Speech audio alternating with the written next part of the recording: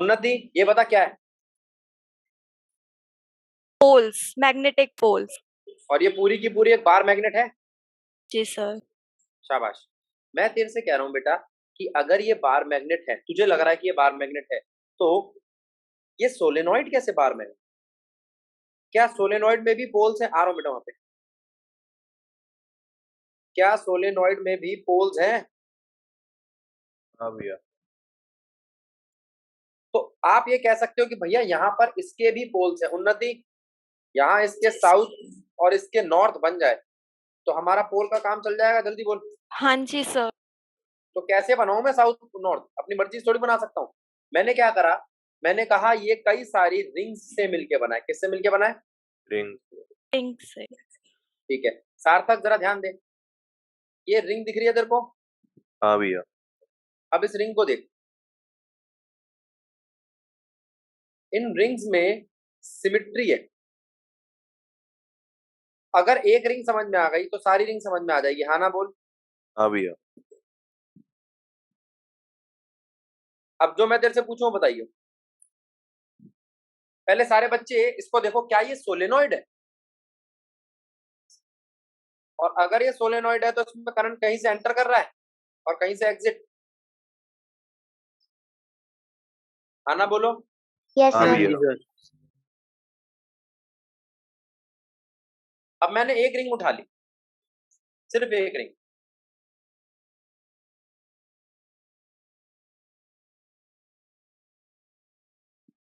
आ जाओ। इस रिंग के इस तरफ करंट ऐसे एंटर करा है।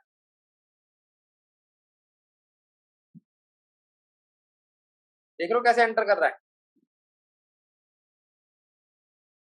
क्लॉकवाइज। कर रहा है एंटर। तो ये क्या बना? साउथ। ठीक। और जब मैं इस वाली साइड पे आया तो करंट यहां से इस तरीके से एक नॉर्थ बना रहा है। अब आप कहोगे भैया इससे हुआ क्या? मुझे तो पता चल गया कि हर पोल पे ऐसा हो रहा है। अब मैं किसी एक रिंग के ही दोनों रूप दिखाऊंगा। इस एक रिंग को देखो और इसको दो तरफ से देखो। ऑब्जर्वर यहां खड़ा है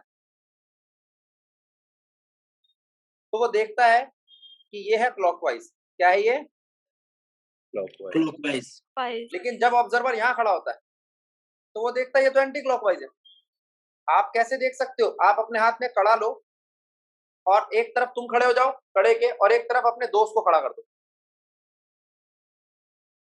ठीक है। तो आप क्या देखोगे कि अगर मैं इधर से देखता हूं और मैं कहता हूं ये क्लॉकवाइज है, ये तुम्हें क्या दिखता है? वो सामने वाले को एंटी क्लॉकवाइज। इस कड़े के इधर खड़ा रहने वाला क्या देखता है? क्लॉकवाइज। उधर खड़े रहने वाला एंटी क्लॉकवाइज।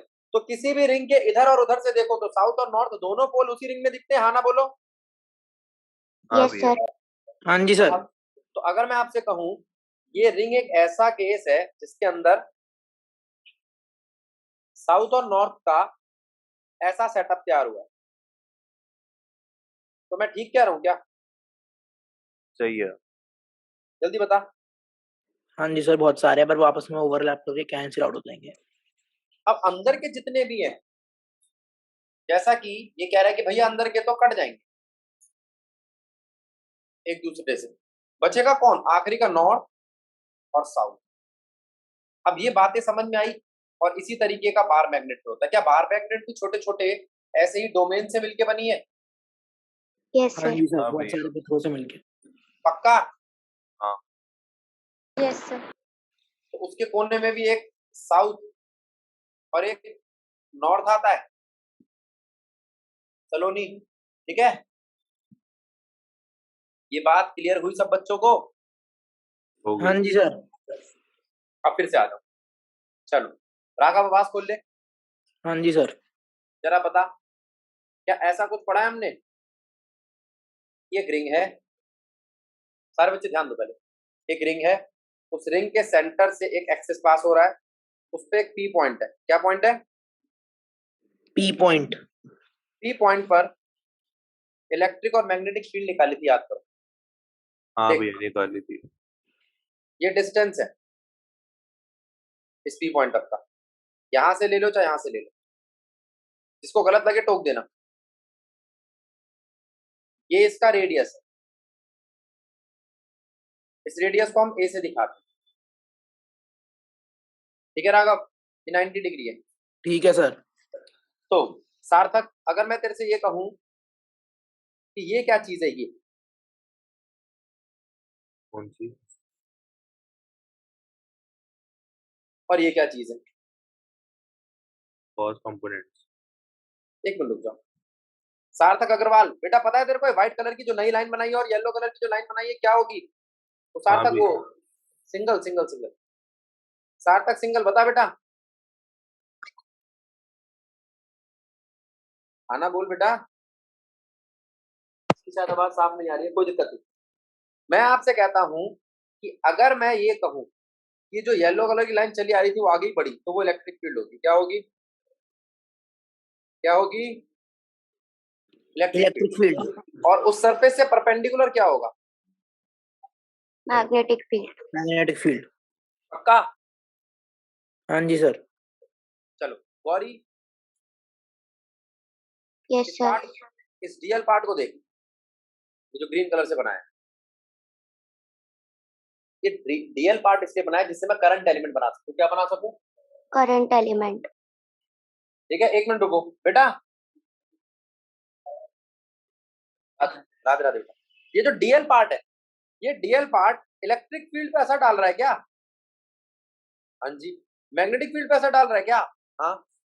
ठीक है, अब उस डीएल पार्ट से जो मैग्नेटिक फील्ड तक क्या डिस्टेंस है उसको देखेंगे सारे बच्चे। आर। अगर मैं इसको एक्स कह दूं तो इस आर की एक वैल्यू होगी। हाँ भी है। आना बोलो। हाँ भी है। अब जब वो ये कहता है कि ये सारी चीजें हो गई, तो एक रिंग का मैग्नेटिक फील्ड आप निकाल सकते हो। कैसे? रिजॉल्व करके। कैसे? रिजॉल्व। जरा ध्यान दो। सार्थक अग्रवाल देख, हाँ मैंने भी। मैग्नेटिक फील्ड को रिजॉल्व करा है, ऊपर भी और नीचे भी। नीचे भी एक मैग्नेटिक फील्ड बनाई देख भी, और हाँ उसको भी। भी रिजॉल्व कर रहा हूँ, कर रहा हूँ। कॉस तो थीटा तुझे के ये कंपोनेंट्स आ जाएंगे। हाँ, तो तुझे ये समझना है, यहाँ आएगा थीटा, यहाँ आएगा थीटा, यहाँ आएगा साइन थीटा। तो यहाँ पर मैग्नेटिक फील्ड के साइन थीटा इधर आएंगे, समझ रहे हो? और कॉस थीटा कट जाएंगे। ये भी ले लो इसकी। सर, हाँ जी बेटा। ये जो आर आपने अंडर रूट में लिखा है ये एक्स स्क्वायर माइनस ए स्क्वायर होना चाहिए ना? परपेंडिकुलर है ना, हाइपोटेन्यूज छोड़ना है।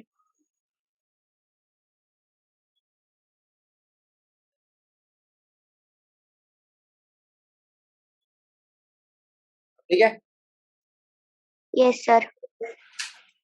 ठीक है। अब जरा ध्यान दो। अब अगर मैं तेरे से ये पूछूं कि यहां से मैग्नेटिक फील्ड क्या निकलेगी बेटा? B net. तो क्या वो इंटीग्रेशन होगा डीबी साइन थीटा का? बोलो।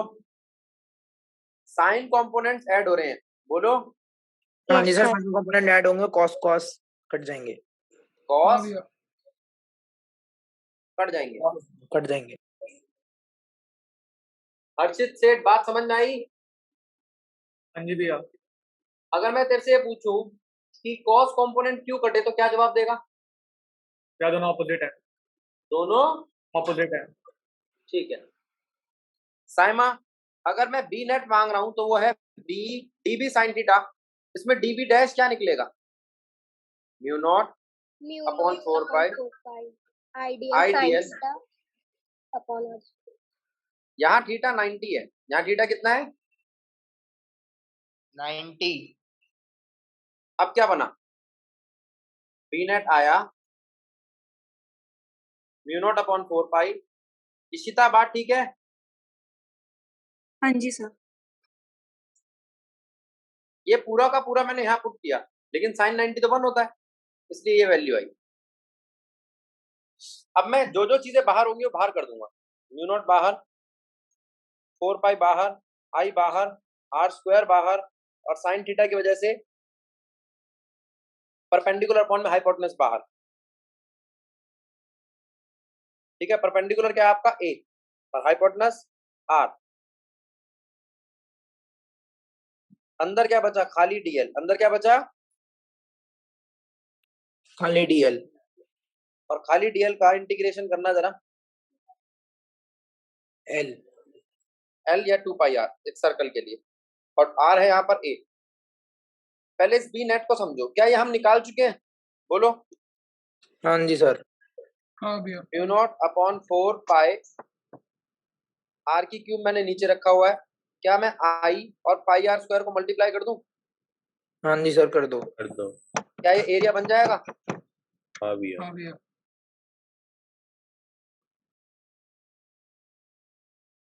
और ये क्या होता है, छोटा M, magnetic moment.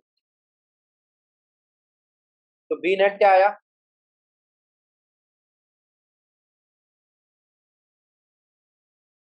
Mu naught upon 4 पाई आई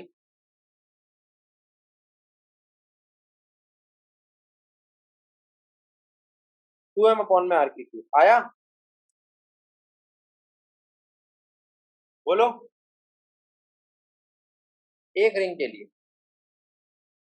और एन रिंग के लिए एन से मल्टीप्लाई कर देंगे। बी नेट बन जाएगा बी सोलेनॉइड। क्या बन जाएगा, बी सोलेनॉइड। बी और वो क्या सॉलिनॉइड। था, म्यू नॉट अपॉन में 4 पाई 2m अपॉन आर की क्यूब। क्यों? क्योंकि वो जो n आएगा ना वो m के अंदर आ जाएगा। तो उस वाले का m पता कितना था, आइए, और इसका क्या हो जाएगा, नहीं है। तो दिक्कत। सही है सर। बस बोलो, अंशिता बात ठीक है।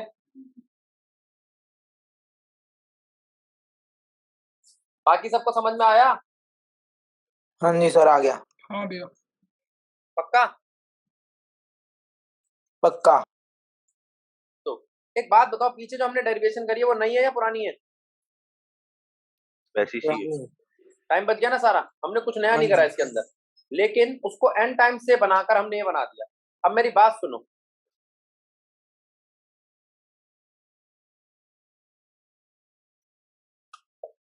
अब सब आप मेरी एक बात सुनो। इस सोलेनॉइड को एनसीईआरटी कैसे दिखाती है, क्यों? अब आपकी डेरिवेशन तो आनी नहीं है, एनसीईआरटी वो पॉइंट उठा लाएगी। आ जाओ, पहले डेरिवेशन आती थी तो मैं डेरिवेशन करा देता था, इससे क्या होता था, आपकी एक डेरिवेशन बच जाती थी। अब आपको पढ़ना पड़ेगा एनसीईआरटी क्या बोल रही है। राघव, इसके सेंटर से एक सेंटर से मैंने मार्जिन लिया, लाइन ली, ये रहा वो सेंटर। इस सेंटर से अगर आप इधर जाते हो तो लेंथ एल है, और इधर जाते हो तो लेंथ एल है। हाँ ना बोल। हाँ जी सर। हाँ भैया। तो तू यूं कह सकता है, भैया अगर ये 0 है तो ये माइनस का एल है और ये प्लस का एल। सही है। बोल सकते हैं। ठीक है, अब जरा ध्यान देना सारे बच्चे। इस 0 से लेके एक पॉइंट पी ले रहा हूं मैं, क्या ले रहा हूं, point P. Point B. Point P तक का डिस्टेंस कितना है, आर है। कितना है, आर। आर। कोई दिक्कत? आर प्लस एल लिमिट है, सिर्फ आर।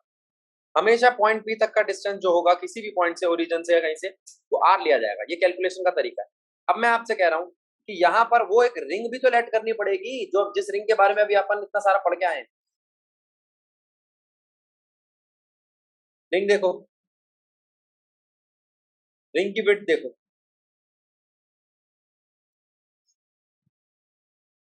कितनी विड्थ है, डीएक्स। ये रिंग इस ओरिजिन से कितना दूर है, एक्स डिस्टेंस। कितना? एक्स। और अगर मैं तेरे से पूछूं इस dx का इंटीग्रेशन करते वक्त लिमिट क्या लेगा, कोई बताएगा? प्लस एल से माइनस एल। शाबाश। मतलब जब मैं इस dx का इंटीग्रेशन करूंगा तो इंटीग्रेट होने के बाद वो आएगा plus L minus minus L, यानी कि 2l। आना बोलो। हाँ भैया। हाँ जी सर। ठीक है, और वो असलियत में इंटीग्रेशन x की फॉर्म में हो रहा होगा, किसका, dx का। तो x क्या है, डिस्टेंस, किसका, रिंग का, किससे, सेंटर से।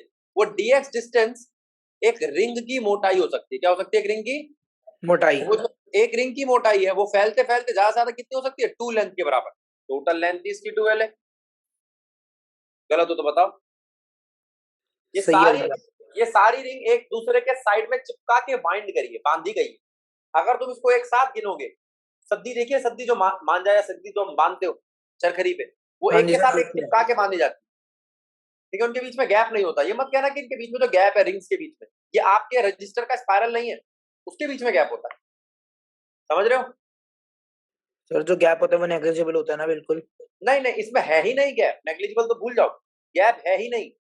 इसी को बोलते हैं, इसके आगे एक टर्म आएगी उसे बोलते हैं प्रॉपर वाइंडिंग। प्रॉपर वाइंडिंग करिए तो वो फूकेगा नहीं, गैप आ गया तो फूक जाएगा। वो गैप कई सारी चीजों के लिए रिस्पॉन्सिबल होगा, आगे जाके एडी करंट वगैरह आएगा, नुकसान पहुंचाएगा। तो गैप नहीं होना चाहिए, क्या, गैप नहीं होना चाहिए बिल्कुल भी। अब dx समझ में आ गया, x समझ में आ गया, माइनस एल प्लस एल समझ में आ गया, हाँ जी सर, आ गया। r समझ में आ गया। आ गया। आ अब गया। जरा एनसीईआरटी पे आ जाओ। इसी फिगर को एनसीईआरटी किस इक्वेशन पे ले जाता है। मैं इसी फिगर को, अब जो ये फिगर बनाने के बाद आपको पता क्या करना है, इस लिंक को उठा के बाहर ले आना। मैं एक बार बुक खोल लूं एनसीईआरटी आपकी, फिर बताता हूं।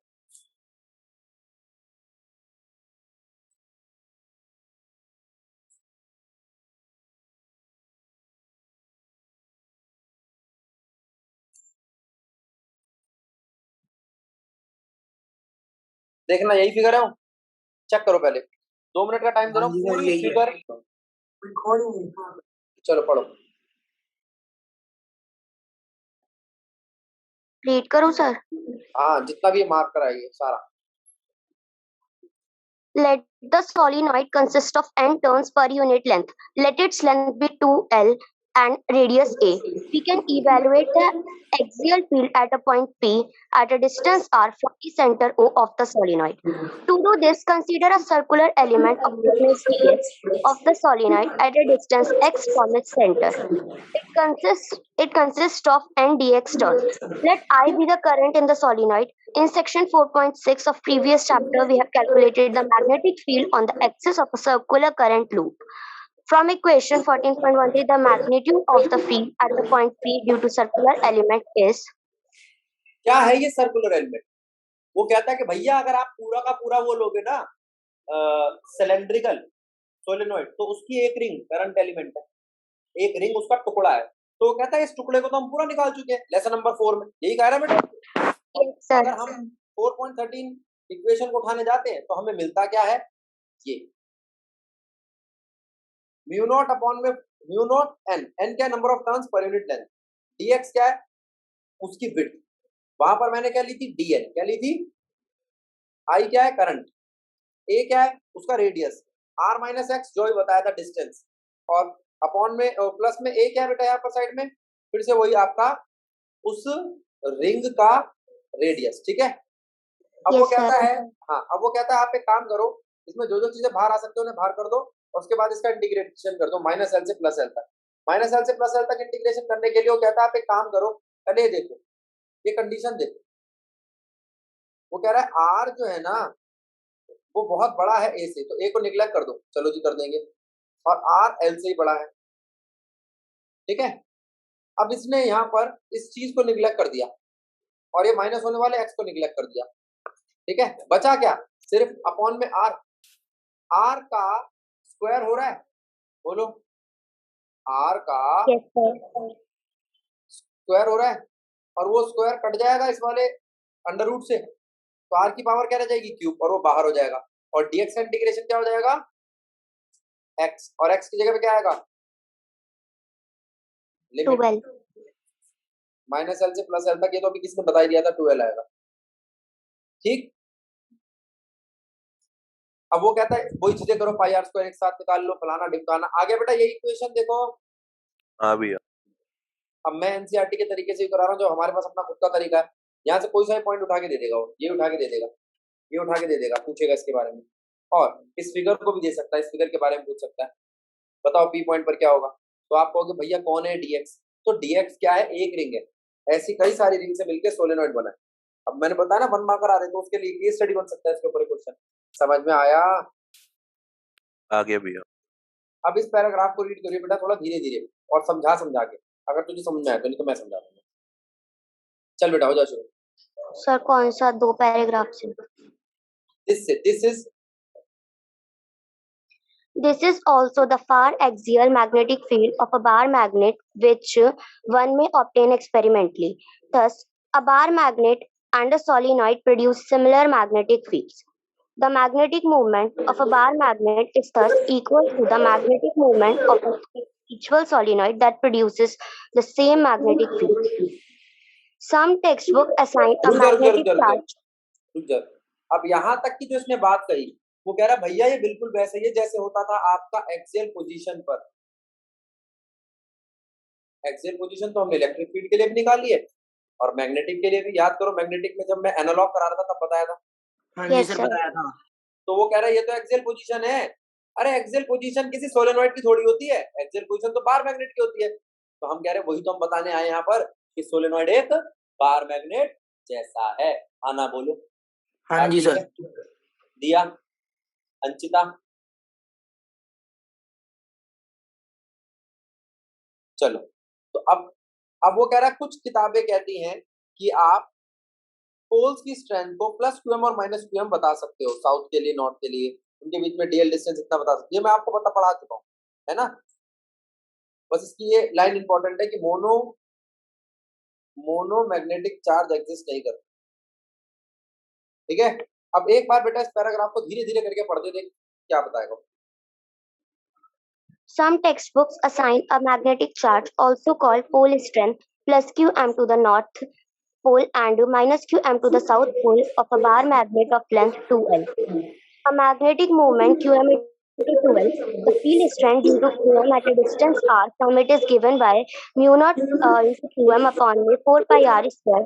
The magnetic field due to the bar magnet is then obtained for both for axial and equatorial phase in a manner analogous to that of an electric dipole. The method is simple and appealing. However, magnetic monopoles do not exist, and we have avoided this approach for that reason. कह रहा है कि भैया आप ये कह सकते हो, मैंने आपको बताया भी था मैं जब एनालॉग कर रहा था कि आप मैग्नेटोस्टैटिक्स बोल सकते हो उसको। फिर मैंने आपको याद है कहा था कि किसी किताब में मैग्नेटोस्टैटिक नहीं लिखा। क्यों नहीं लिखा? क्योंकि अकेला मैग्नेटिक चार्ज एग्जिस्ट नहीं करता। ठीक है, हाँ जी सर। बात समझ में आई सब बच्चों को? Yes sir. चलो आगे चलें। हाँ जी सर चलते हैं। इसके बाद एक टॉर्क की बात आती है, जरा ध्यान देना आप।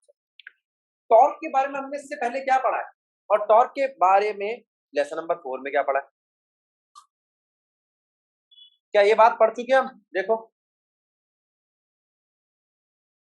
Torque is equals to mb sin theta, है ना। बोलो बोलो। हाँ जी सर पढ़ चुके हैं। Yes, sir. For small angle, छोटे एंगल के लिए साइन थीटा लगभग थीटा के इक्वल होता है। तो टॉर्क क्या बन जाएगा? mb theta. अगर चाहो तो इसको आईए में खोल सकते हो। देखते हैं अगर कहीं काम आया आगे तो, नहीं तो बंद से भी काम चल जाएगा। अच्छा, क्या आपने पढ़ा है पहले? बहुत सारी बातें लिखूंगा टॉर्क की। टॉर्क एक रोटेशनल फोर्स है। कैसी फोर्स है? Rotational force. तो जरा बताओ फोर्स क्या होती है? Mass into acceleration. तो टॉर्क क्या होगा? मास की जगह पे क्या लूं? इनर्शिया। और एक्सेलरेशन की जगह पर Alpha. अल्फा। Angular acceleration. ठीक है, हाँ जी सर। चलो अब जरा ध्यान दो।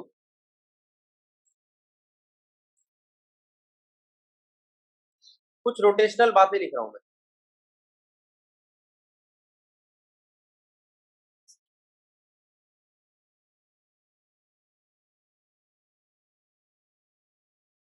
देखो, क्या आपने पढ़ा है ये कि रोटेशन में मास क्या होता है? Movement of inertia. Yeah. हाँ, ये बात ठीक है। Yes, sir. Moment of inertia को आई से दिखाया जाता है। आई क्या होता है? Mass into r square or perpendicular distance का स्क्वायर। ठीक है Mahi? Yes, sir. I equals to m r square हो जाएगा, है ना? बोलो। हाँ जी सर, Yes, हो sir. जाएगा। Yes, sir. अब एक फॉर्मूला देखो, वेलोसिटी का फॉर्मूला था dx by dt। अब x की जगह कौन ले लेगा? एंगल, और ये बन जाएगा angular D velocity. Theta by dt, क्या है ये? Angular velocity. एंगुलर वेलोसिटी का और कोई फॉर्मूला? खाली थीटा बाय टी लिख सकता हूँ? हाँ। हाँ जी सर। थीटा क्या 2 पाई हो सकता है? अगर थीटा 2 पाई हुआ तो टाइम भी पूरा का पूरा टाइम पीरियड बन जाएगा, और ओमेगा का एक और फॉर्मूला आएगा। गलत है? सही है। बात समझ रहे हो? एंगुलर वेलोसिटी बोलते हैं इसको। सलोनी क्या बोलते हैं? अगर मैं आपसे बात करूं एंगुलर एक्सेलरेशन की, तो क्या होता है एंगुलर एक्सेलरेशन?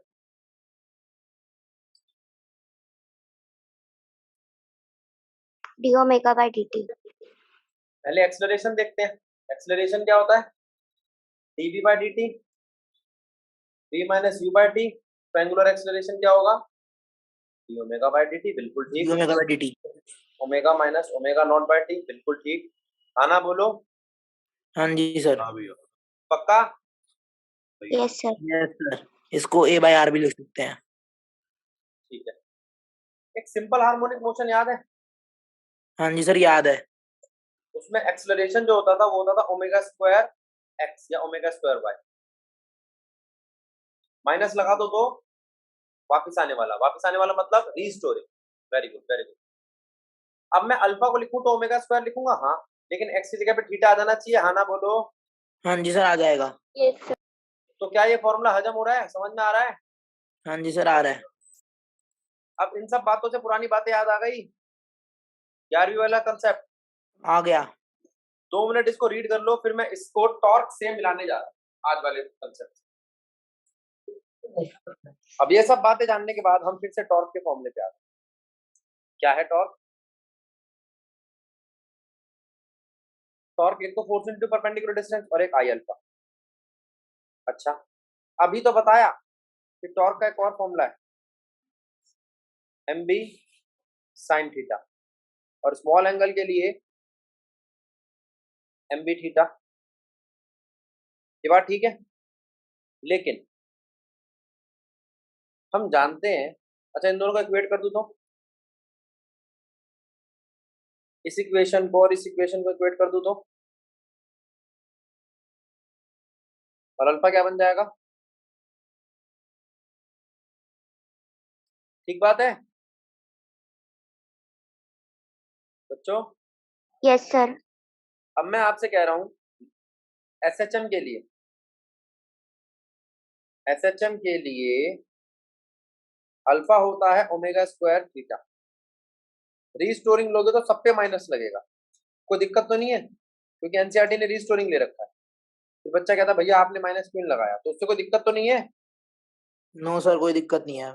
और अगर आपसे मैं पूछूं अल्फा ओमेगा स्क्वायर थीटा के बराबर है और ऊपर वाला भी, इन दोनों इक्वेशंस को इक्वेट करने पर तेरे को ओमेगा की क्या वैल्यू मिलती है? थीटा थीटा कट जाएंगे।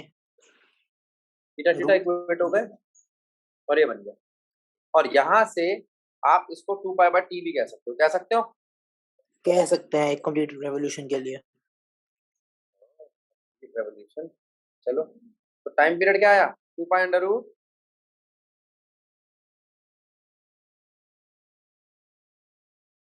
आई बाय एम या M by B? I by MB. I by M by into B. M B. ठीक है ना? हाँ Yes, जी। sir. और फ्रीक्वेंसी क्या आया? 1/2 पाई एम बी अपॉन में आई। सही है या गलत है? सही है। पक्का? हाँ जी।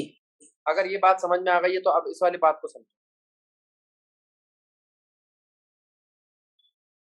देखो, क्या ये समझ में आता है जो एनसीईआरटी ने लिख रखा है? जल्दी से रीड करो, 2 मिनट का काम है। बात कर रहे हैं हम किसकी? हिस्टेरिसिस लूप की।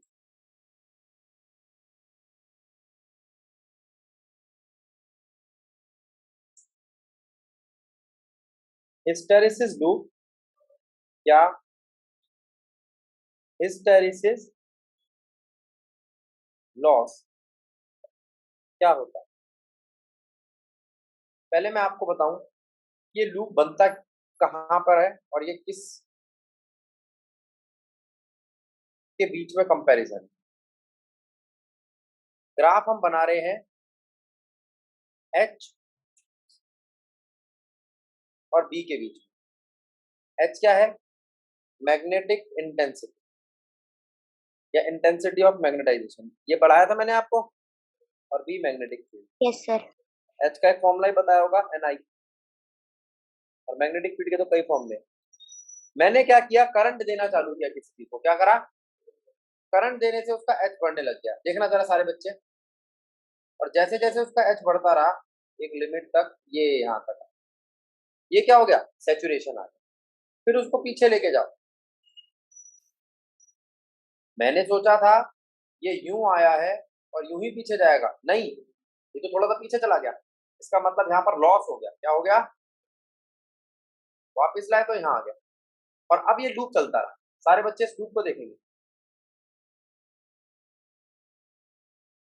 ये वापस वापस फिर आ गया और अब यही लूप चलेगा। लूप का नाम देखो सारे बच्चे। और इसको रब कर रहा हूँ सिर्फ समझाने के लिए दिया था।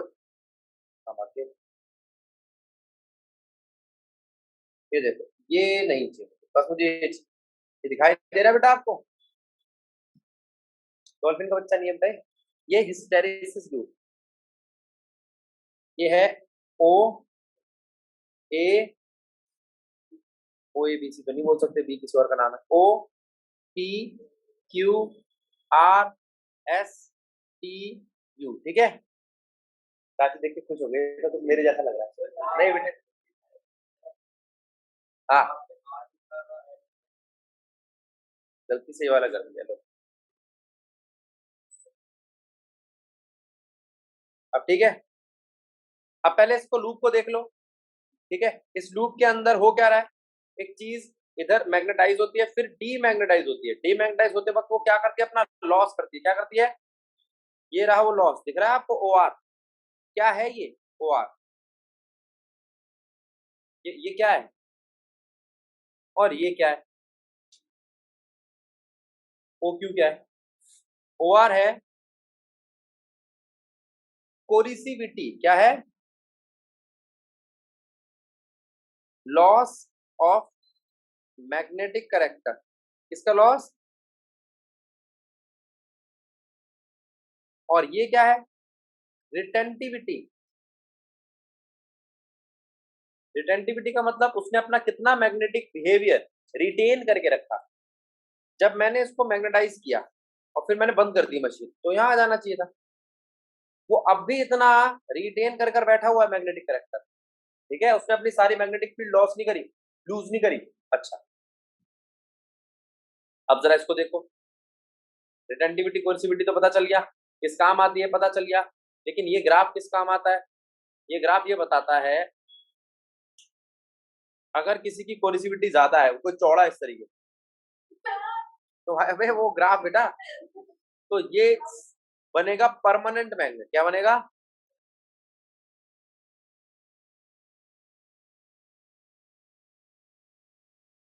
Permanent magnet. ये स्टील का बनता है। इसका हिस्टेरिसिस लूप ज्यादा चौड़ा होता है। अब दूसरा केस ले रहे हैं।